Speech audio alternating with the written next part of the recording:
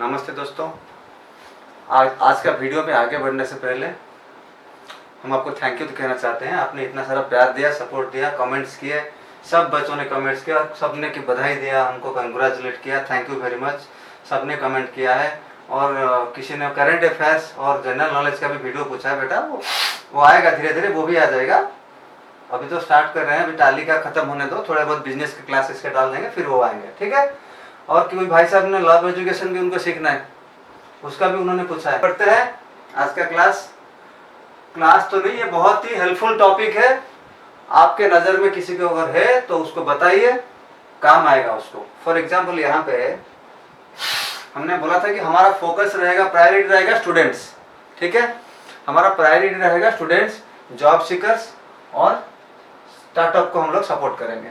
तो आज का टॉपिक जो है वो स्टार्टअप को सपोर्ट करने के लिए है। तो इसमें स्टार्टअप को सपोर्ट करने के लिए क्या करना पड़ेगा, हमको पहले देखना पड़ेगा कि स्टार्टअप होता क्या है। ठीक है, तो अभी हमारा जो देश है इंडिया, प्यारा देश है, उसमें देखो ये जो लोग है ना, ये होते हैं नॉर्मल टैक्स पेयर्स, धक्के खाते हैं, टैक्स भी भरते हैं, धक्के भी खाते हैं। ठीक है, और ये हो गए हमारे इंडस्ट्रियलिस्ट, और ये जो छोटे मोटे जो दुकान जो हम लोग देखते हैं मार्केट में मिलता है। ठीक है, कोई लक्ष्मी हार्डवेयर एंड इलेक्ट्रिकल्स कोई भाई साहब है। ठीक है, तो ये सब जो होता है, ये सब लोग टैक्स भरते हैं। डायरेक्ट टैक्स भरते हैं, इनडायरेक्ट टैक्स भरते हैं। डायरेक्ट टैक्स माने इनकम टैक्स हो गया, और वो डायरेक्टली आपको भरना होता है। और इनडायरेक्ट टैक्स जो होता है वो जीएसटी, उसमें क्या होता है, you have to collect it on behalf of the government. अगर आपके पास से कस्टमर कुछ लेके जा रहा है सामान, he is paying you tax, वो टैक्स को आपको गवर्नमेंट को भरना होता है। तो इनडायरेक्टली गवर्नमेंट के पास जा रहा है, that is called indirect tax. Okay, तो ये लोग टैक्स भरता है। उसके बाद क्या होता है, हमारा बजट होता है देश में। ठीक है, यूनियन बजट होता है, जैसे 24-25 का हमारा बजट है। तो बजट में हमारे जो फाइनेंस मिनिस्टर है, जो अभी निर्मला सीतारमण जी है, वो लोग डिसाइड करते हैं कि जो हमारा बजट है, पूरे साल का जो खर्चा है वो कहाँ कहाँ पे लगेगा।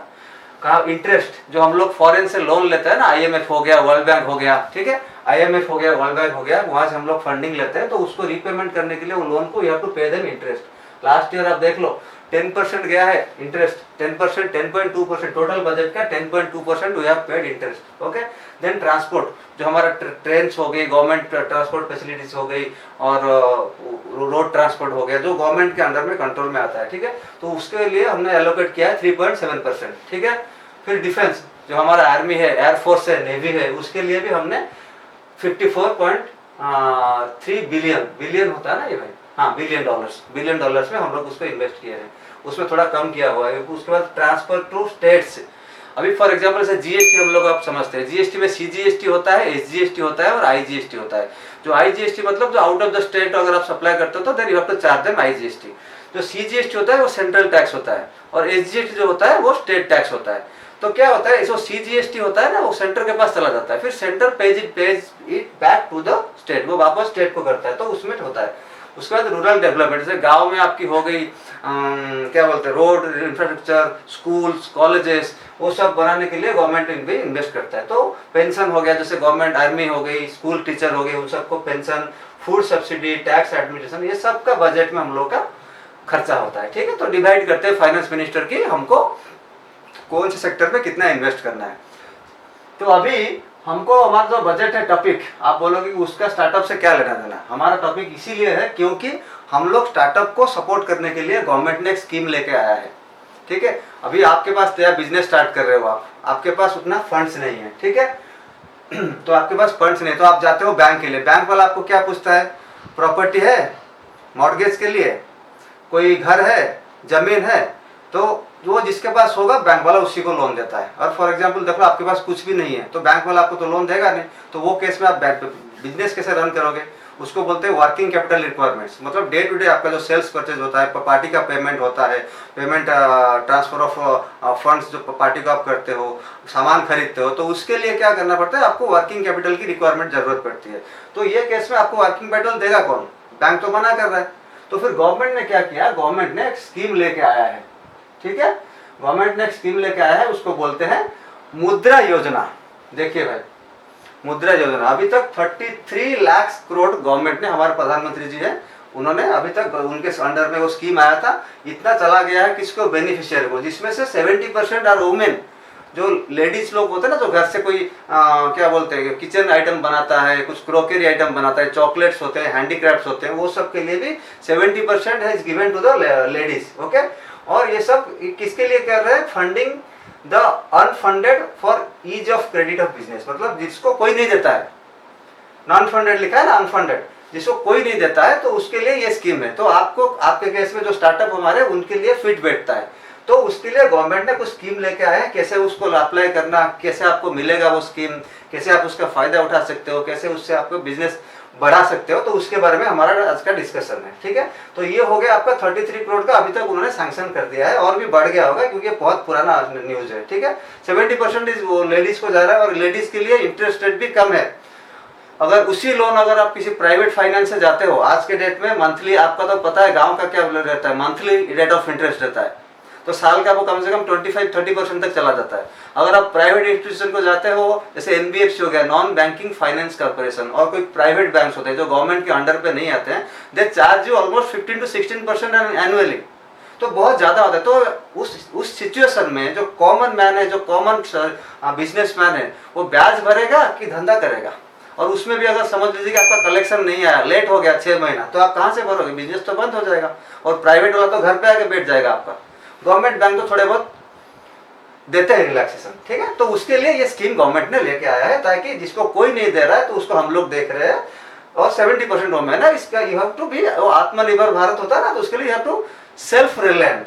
तो वो government of India is encouraging startups कि आप नौकरी में जाओ, जब बोल रहे हो बेरोजगारी है, वो बेरोजगार होने से अच्छा है आप खुद का कुछ करो, कोई भी बिजनेस लो। अभी आगे जाके बताएंगे कि कौन सा बिजनेस के लिए लोन मिलता है और उसका क्या प्रोसेस है और कैसे आप अप्लाई कर सकते हो। ठीक है, अभी अगर हम लोग यहाँ पे जाएंगे नीचे, हाँ, इसका विजन क्या है देखो, इसका विजन है to be an integrated financial and support services provide par excellence benchmark with global best practices and standards to be bottom of the pyramid universe for their comprehensive economic social development। इसका मतलब वो जो vision होता है ना, लक्ष्य होता है ना, वो बोलता है कि सोशल डेवलपमेंट होता है, जैसे बेरोजगारी वो सब कैसे घटेगा, कैसे हमारा जो जीडीपी बढ़ेगा, पर कैपिटा इनकम बढ़ेगा, तो उसके लिए उसका विजन है। उसका मिशन क्या है, लक्ष्य क्या है, ये देखो, to create an inclusive sustainable and value based entrepreneur culture, मतलब जॉब के चक्कर में नहीं, एंटरप्रेन्योरशिप की तरफ जाओ। आप देखो इंडिया में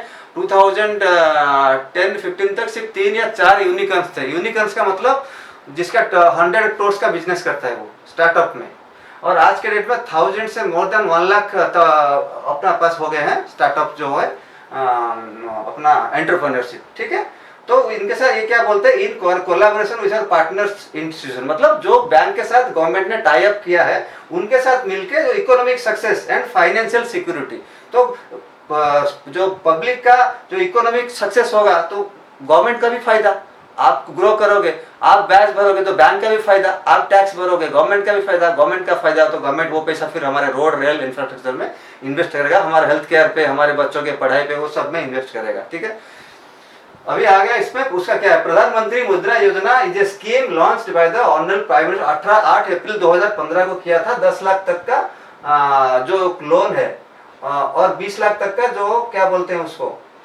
एंटरप्रेन्योर्स जो लोन होता है तरुण कैटेगरी, वो बाद में समझाए। 10 लाख तक का आपको विदाउट एनी कोलैटरल, कोई भी आपको गारंटी देने की जरूरत नहीं है, सीधा अप्लाई करो बैंक में, आपका जो डॉक्यूमेंटेशन का जो है, हमें आगे जाके हम लोग समझाएंगे, वो अप्लाई करो, लोन सैंक्शन हो जाएगा without any harassment from the banker. ठीक है, तो अभी उसके बाद कैसे अप्लाई करें, तो यहाँ पे देखो लिखा है उद्यम मित्रा, ये वेबसाइट है देखो,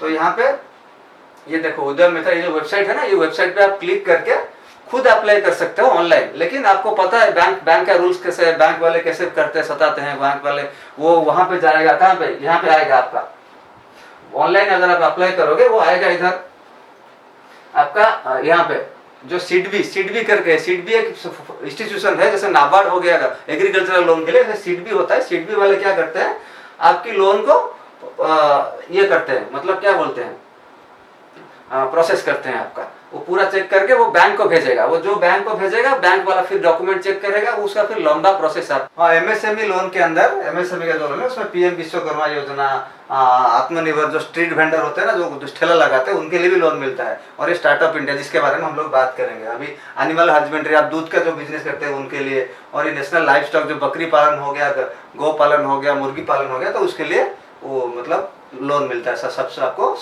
हेल्प मिलता है गवर्नमेंट से। ठीक है, अभी हम लोग बात करेंगे स्टार्टअप इंडिया के बारे में। ठीक है, स्टार्टअप में जाते हैं अगर हम लोग, अभी आप देखो पूरा जो सिनेरियो है, लोन कैसे मिलेगा और क्यों तकलीफ हो बिजनेसमैन को। आज के डेट में आप देखो यहाँ पे मिडिल ईस्ट में वार चल रहा है, कैसे कैसे प्रॉब्लम्स फेस होते हैं जो आपको पता नहीं चलता है, indirectly how it affects to your business. वहाँ पे ईरान ने किसी का शिप रोक लिया, वहाँ पे किसी ने वो किसी ने किसी का वेसल रोक लिया, और यहाँ पे देखो क्या बोलते हैं, वहाँ रशिया यूक्रेन में चल रहा है, देखो वहाँ पे वो कीव पे मिसाइल के ऊपर उसका कुछ पावर प्लांट के ऊपर मिसाइल किसी ने छोड़ दिया। पूरा वर्ल्ड का जो सप्लाई चेन मैनेजमेंट है वो अफेक्ट होता है, जिसके वजह से प्राइसेस बढ़ती है और बिजनेसमैन का क्या बोलते हैं, उसका सामान मूवमेंट नहीं होता है। जो सप्लाई चेन मैनेजमेंट बोलता है ना, उसका मतलब क्या है, supply chain management is the centralised management of end to end flow of goods. मतलब एक जगह से दूसरे जगह, जहाँ से अगर यहाँ से आप कुछ एक्सपोर्ट कर रहे हैं तो यहाँ से लेकर अगर आप जहाज में भेजोगे, अगर वो जहाज जाएगा नहीं तो फिर आपका सामान पहुंचेगा कैसे, अगर सामान पहुंचेगा नहीं तो आपको पेमेंट आएगा नहीं तो फिर बिजनेस ठप हो गया। तो ये सब चीजें फेस होती है प्रॉब्लम्स बिजनेसमैन के लाइफ में, जिसके वजह से वो क्या होता है, वो बिजनेस उसके ठीक से सस्टेन नहीं कर पाता है। तो इसके लिए उसको चाहिए क्या, फंडिंग मिलेगा तभी जाके वो कुछ कर पाएगा, और फंडिंग भी ऐसा जहाँ पे रेट ऑफ इंटरेस्ट भी कम हो। वही जैसे मैं बोला, अगर गवर्नमेंट बैंक को जाओगे, पीएसयू जैसे स्टेट बैंक ऑफ इंडिया हो गया, और आपकी इंडियन बैंक, आईओबी, ये सब गवर्नमेंट बैंक होते हैं, उन्हीं से ही आपको मिलेगा ये लोन। ठीक है, तो वो लोग का रेट ऑफ इंटरेस्ट भी बहुत नॉर्मल रहता है। और वो जो लोन देता है ना, वो दो तरह का लोन होता है। एक होता है, समझ लीजिए कि आपका 25 लाख का लोन चाहिए। ठीक है, 25 लाख का लोन आपको एक साथ चाहिए कि आपको जब जब जरूरत पड़े तब चाहिए। अगर एक साथ 25 लाख का लोन ले आओगे, आपकी रिक्वायरमेंट आज समझ लीजिए आज 1 लाख का है, कल 2 लाख का है, कब 10 लाख का पड़ेगा, तो जब जब जितना जरूरत पड़ेगा उतने का आप यूज करोगे, तो उतने के अमाउंट के ऊपर यू हैव टू पे इंटरेस्ट। नहीं तो पूरा 25 लाख उठा के लेके आ जाओगे, बैंक में डाल दोगे, काम तो रहेगा नहीं 25 लाख, लेकिन भरना ब्याज आपको एवरी मंथ 25 लाख का पड़ेगा। तो वो प्रॉफिटेबल नहीं है, फायदेमंद नहीं है। इसीलिए बैंक वाला उसको बोलते हैं सीसी, कैश क्रेडिट, नहीं तो ओडी, ओवरड्राफ्ट। जैसे आपके बैंक में 10 लाख है तो आप 10 लाख तक ही उठा सकते हो अपना पैसा। बैंक वाला क्या करेगा, आपके लिए अलग से अकाउंट खोल के देगा, ओडी अकाउंट, जिसके अंदर वो 25 लाख डाल देगा, आप यूज करते जाओ। आपको आज 50,000 की जरूरत है, 50,000 यूज करो, बस इंटरेस्ट 50,000 के ऊपर ही भरना पड़ेगा। 1 लाख भर यूज कर लो, 1 लाख के ऊपर ही आपको इंटरेस्ट भरना पड़ेगा। तो जितने यूटिलाइजेशन करोगे that much of interest will be paying. Okay, so that is better profitable then taking loan from NBFC. NBFC वाला आपको डे 1 से पहले लोन देगा, उसी में से अपना प्रोसेसिंग चार्जेस, ये चार्जेस करके 1 लाख में तो कम से कम 20-25 हजार काट ही लेगा।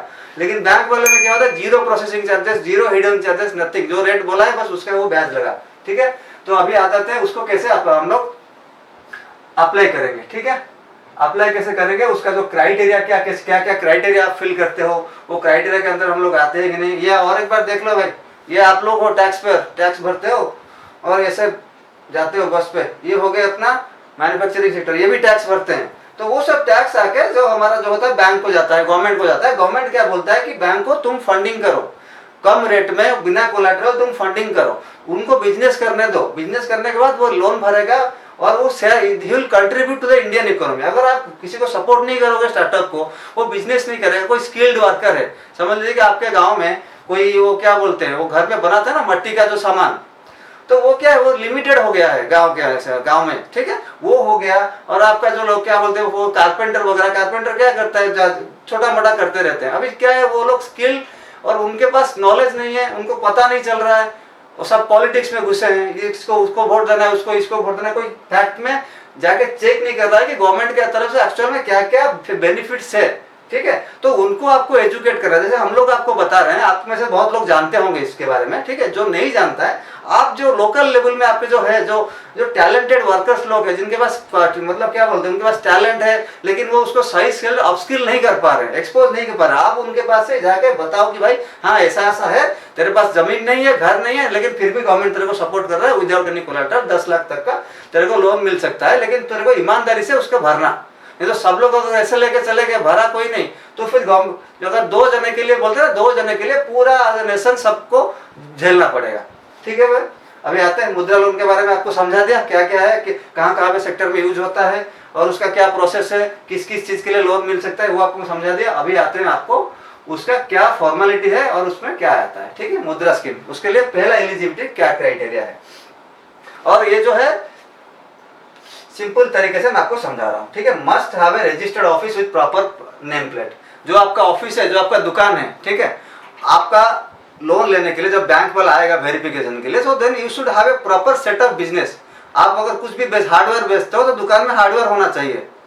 ठीक है, हार्डवेयर रहना चाहिए, स्टॉक रहना चाहिए, तो लगना चाहिए कि हाँ बराबर से बंदा धंधा कर रहा है, काम कर रहा है। ठीक है, तो आपका name plate, registered name plate, अगर वो आके मार्केट में किसी को पूछा कि अरे गुप्ता जी का दुकान है, वो क्या सच में धंधा करते हैं कि लोन के चक्कर में ऐसे ही बैठ गए, तो वहां पे क्या मार्केट से पता चल जाए। बैंक वाले आपको तो कोई, अगर आपका बॉम्बे में या दिल्ली में कहीं पे सिटी में ब्रांच है, ऑफिस है, तो आपको तो लोन बाजू में अप्लाई करोगे ना, तो उनको तो मालूम पड़ जाएगा कि इसका क्या मतलब बैकग्राउंड क्या है, इंटेंशन क्या है। और दूसरा है must have a current account in the name of company. Bank में आपको करंट अकाउंट खोलना पड़ेगा, नहीं खोले होगे तो आपको लोन नहीं मिलेगा, तो कंपनी के नाम पे करंट अकाउंट आपको होना। ठीक है, और उसके बाद good volume of transaction in the bank statement. तो बैंक का जो स्टेटमेंट आपका है उसके अंदर आपके अच्छे से क्रेडिट्स होना चाहिए, डेबिट्स होना चाहिए, ट्रांजैक्शन होना चाहिए, क्योंकि उसके ऊपर ही वो एटीआर डिसाइड करते हैं। एटीआर मतलब एवरेज टर्नओवर रेशियो। तो बैंक वाला जो लोन देता है तो एलिजिबिलिटी के लिए he sees the average turnover ratio. वो कहां से अराइव होता है? From the credits and debits from the bank statement. ठीक है, उसके बाद उसका आपका जीएसटी नंबर होना जरूरी है, लेकिन वो नहीं भी होगा भी चलेगा, ऑप्शनल है। ठीक है, उसको मैं आगे समझाऊंगा। और अगर जीएसटी नंबर है तो फिर आपका जीएसटी का रिटर्न्स होगा, उसमें आपने सेल्स भी रिपोर्ट किए होंगे, कितना टैक्स भरे होंगे, सब कुछ उसमें रहेगा। ठीक है, इनकम टैक्स फाइल पेपर, अगर आपके पास इनकम टैक्स आप फाइल करते हो तो उसकी डॉक्यूमेंट आपके पास होना जरूरी है। ठीक है, तो इनकम टैक्स का जो बैलेंस शीट हो गया, इनकम टैक्स का कॉम्पिटिशन हो गया, वो सब आपके पास होना चाहिए। ठीक है, और आपका आधार मोबाइल में कंपल्सरीली रजिस्टर्ड होना चाहिए और लिंक्ड भी होना चाहिए पैन के साथ। ठीक है, और गुड सिविल स्कोर। अभी सिविल स्कोर क्या होता है बहुत लोगों को पता होगा, कुछ लोगों को पता नहीं होगा। आपको सिविल स्कोर क्या होता है? बैंक में रिपेमेंट कैपेबिलिटी होता है। अगर आपको बैंक लोन दे रहा है then you should have the capability to repay back to the bank. Okay, अगर आप बैंक से लोन ले रहे हो 10 लाख का, आप भरने के आपके पास ये नहीं है, मतलब क्या बोलते हैं, कैपेसिटी नहीं है, तो बैंक आपको कैसे लोन देगा? तो देने के लिए, वो एलिजिबिलिटी के लिए, वो डॉक्यूमेंटेशन तो सब लोग कर लेंगे, हर जगह नॉर्मल है, लेकिन CIBIL have to be check. अभी आपके हिसाब से आपको सिविल कैसे चेक करना है फ्री में? आपका फोन में गूगल पे होगा, गूगल पे में जो नीचे जाएंगे ना सबसे लास्ट में, वहाँ पे जहाँ अकाउंट बैलेंस आप लोग चेक करते हैं, वहाँ पे लिखा रहेगा चेक सिविल स्कोर, वहाँ से आपको पता कर सकते हो कि आपका सिविल स्कोर कितना है। ओके, तो वो और 500 या 600 के ऊपर रहा देन बहुत बढ़िया है, नहीं तो वो भी ज्यादा ये नहीं, आपका बैंक के साथ कैसा रिलेशन है वहाँ से डिपेंड करता है आपका। ठीक है, अभी ये हो गया आपका क्या एलिजिबिलिटी क्राइटेरिया। ठीक है, अभी आते हैं कैसे अप्लाई करें। पहले आपको लोकल जहां पे आपका अकाउंट है, अगर वो गवर्नमेंट बैंक है, बेस्ट है, पहले उधर जाओ, क्योंकि आपका रेगुलर ट्रांजैक्शन वहां पे होता है। मैनेजर भी आपको पहचानता होगा, वो जानता होगा कि आप कितना ईमानदार हो, ऑनेस्टी और आपका जो ट्रांसपेरेंसी कैसे आपका ट्रांजैक्शन करता है, तो वो इजी रहेगा आपका प्रोसेस। ठीक है, तो पहले बैंक जाना, जो आपका नेशनलाइज बैंक या प्राइवेट एनबीएफसी में जाओगे तो वो भगाएगा, वो करवाएगा ही नहीं। ठीक है, डॉक्यूमेंटेशन में क्या चाहिए आपको? आपका पैन होना चाहिए, आधार होना चाहिए, बैंक स्टेटमेंट जो कंपनी के करंट अकाउंट का होना चाहिए, और जीएसटी अगर आपके पास है उसका जो रिटर्न कॉपीज वो लेके जाओ, इनकम टैक्स है तो वो लेके जाओ। उसके साथ वो आपको मांगेगा प्रोविजनल एंड प्रोजेक्टेड फाइनेंशियल्स। उसका मतलब क्या है? अभी जो आपके पास बैलेंस शीट है, दैट इज योर, जो लास्ट ईयर आपने फाइल किया है, जो बैलेंस शीट P&L है, that is your audited balance sheets. Okay, तो अभी आप समझ लो कि अभी अप्रैल हुआ है, आपको लास्ट ईयर अभी मार्च 31 गया, लास्ट फाइनेंस ईयर का, अगर आपको बैंक वाला मांग रहा है कि आप बैलेंस शीट लेके दो, अभी तो फाइल नहीं कर सकते, तो उसके लिए क्या बोलते हैं? प्रोविजनल बोलते हैं उसको, मतलब कितना होगा लास्ट ईयर का टर्नओवर, और उसके बाद प्रोजेक्टेड अगले 3 साल का आप कितना एस्टिमेट करोगे, वो बस एक एस्टिमेशन है, उसका एक्चुअल से कोई लेना देना नहीं है। आपका अगर टर्नओवर 2 करोड़ का है, आप बता सकते हो कि नहीं सर मेरा 3 होगा, 5 होगा, 6 होगा, वैसे बैलेंस शीट वगैरह आपको बना के सब प्रोविजनल प्रोजेक्टेड सबमिट करना है। ठीक है, और उसके बाद जाके मैनेजर को या जो भी उसके जो डिपार्टमेंट सेक्टर में है ना, जो सेक्शन जो एमएसएमई का जो हैंडल करता होगा, तो वहां पे आपको जाना है जाके आपको पूछना है, उसको पूछना है कि एमएसएमई लोन के लिए क्या क्या प्रोसेस है, हमको एमएसएमई लोन के लिए आए हैं हम लोग, ठीक है। उसके बाद उसका एप्लीकेशन ये हो गया आपका, पहले आपको पूछ लेंगे उधर, पूछ लिए, फिर आपको एप्लीकेशन वो देगा, वो जो बैंक का होता है ना, फिल अप द एप्लीकेशन, वो आपको फिल करना है। वो फिल हो गया, उसके बाद लोन प्रोसेसिंग का काम स्टार्ट हो जाएगा। तो अभी ये डिपेंड करता है कि आपका बैंक के मैनेजर के साथ कैसा रिलेशन है।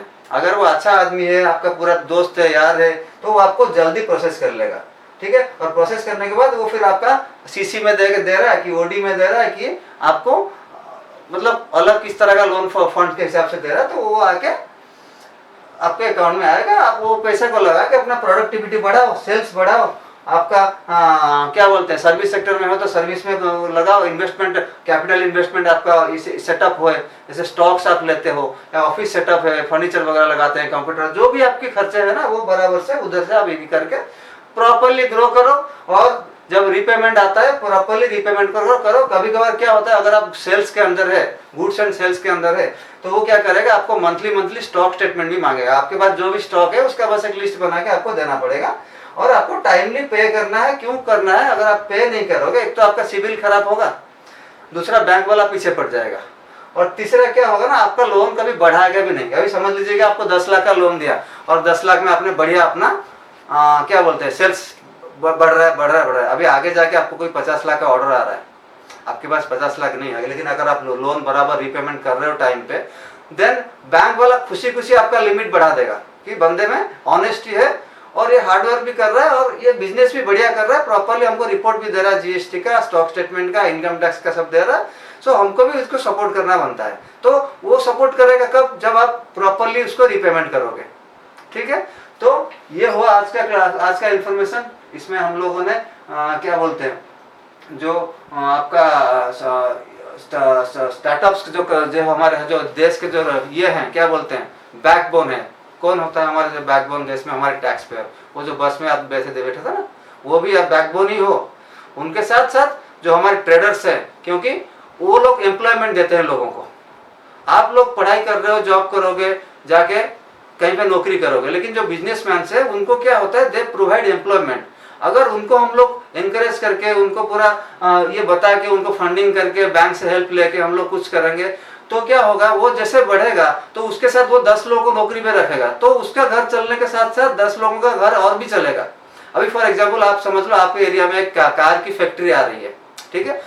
जो आपकी स्टेट की जो गवर्नमेंट है, वो जा रहा है कहाँ पे, जाके गवर्नमेंट के पास या फॉरेन जाके कहीं पे जाके फंडिंग लेके आ रहा है, ठीक है। तो वो फंड से पूरा सेटअप हो रहा है कार की फैक्ट्री। जहाँ पे कार की फैक्ट्री बनेगी, तो आजू बाजू में जो लोग काम करेंगे, तो उनको खाना, रहना, तो कपड़ा, उसके लिए और भी फैक्ट्रीज बनेंगे, ठीक है। और जो गाड़ी का जो मैन्युफैक्चरिंग कर रहा है, वो पूरा का पूरा गाड़ी का स्पेयर पार्ट्स तो वो तो मैन्युफैक्चरिंग नहीं करेगा, तो उसके सपोर्ट के लिए जो बाकी इंडस्ट्रीज आजू बाजू में आएंगे, वो भी तो स्टार्टअप्स ही होंगे ना। तो ये सबका एम्प्लॉयमेंट बढ़ेगा। तो सब अगर एम्प्लॉयर बनेंगे, सबका बिजनेस सेटअप होगा, तो एम्प्लॉयमेंट की अपॉर्चुनिटी बढ़ेगी।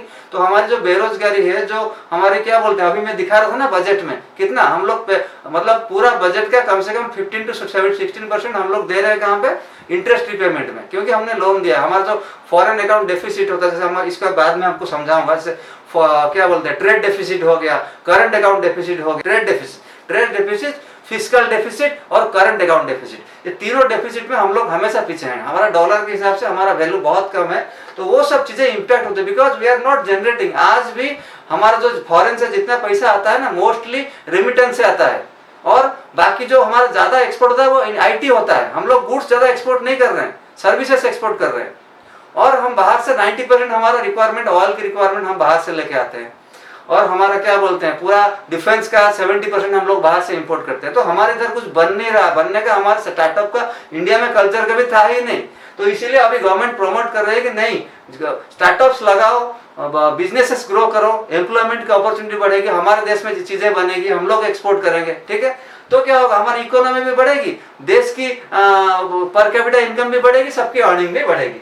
तो यहाँ से आप लोग जो भी हमने समझाया, अगर आपके आजू बाजू में अगर कोई ऐसा है जिसकी ज़रूरतमंद है, जिसको चाहिए, तो उसको आप क्या करें, उसको समझाइए, उसको प्रोसेस बताइए, हमारा वीडियो हो सके तो दिखाइए उसको, ठीक है, समझाइए और एजुकेट करिए, ठीक है। आप अगर हमारा देखेंगे, हमारा कंपनी का जो लोगो है, ठीक है, मैं आपको बताता हूँ, हमारा कंपनी का जो लोगो है, हम लोग यहाँ पे क्या रखे हैं, एजुकेट, आपको समझाना पढ़ाना, एलिवेट, एलिवेटर होता है ना, जब जाते हो आप मॉल में जाते हो, एयरपोर्ट में जाते हो, एलिवेट में चढ़ाना आपको, पढ़ाना चढ़ाना आपको ऊपर सीढ़ियाँ, ठीक है, और एम्पावर, आपको एम्पावर करेंगे, आपकी जो स्टार्टअप्स को एम्पावर करना, ये हमारा टारगेट है।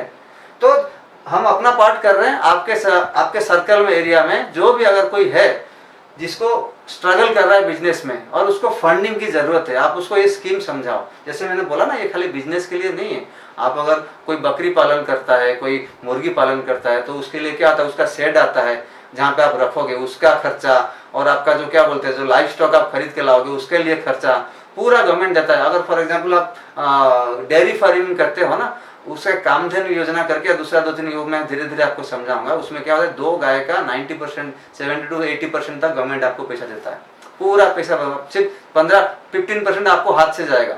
करो, जो गरीब मतलब जो अनप्रिविलेज लोग हैं उनको समझाओ, ऐसे ऐसे स्कीम है, जाके अप्लाई करो। और आपको भी अगर कोई स्कीम के बारे में अगर कुछ लोन चाहिए, दूसरा कोई स्कीम के बारे में जानना है, आप कमेंट बॉक्स पे बताओ, हम आपको डिटेल में वीडियो बना के समझाएंगे, ठीक है। क्योंकि एक वीडियो में इतने सारे लोन्स का हम लोग कवर नहीं कर सकते। हमारा फोकस था only startup India, make in India में जो हमारे क्या बोलते हैं स्टार्टअप्स आ रहे हैं ना, उनको हमारा टारगेट है, उनको एम्पावर करना, ठीक है, एम्पावर करना उनको हमारा काम है, ये हमारा मोटो, ये हमारा स्लोगन है और ये हमारा काम है। तो आपके नज़र में अगर कोई है जिसको आप कुछ हेल्प, आपके हमारे जो वीडियो के माध्यम से अगर उसको कुछ फायदा हो सकता है, तो आप भी अपना पार्ट करिए, ओके। तब तक अगला वीडियो में मिलते हैं। थैंक यू, जय हिंद।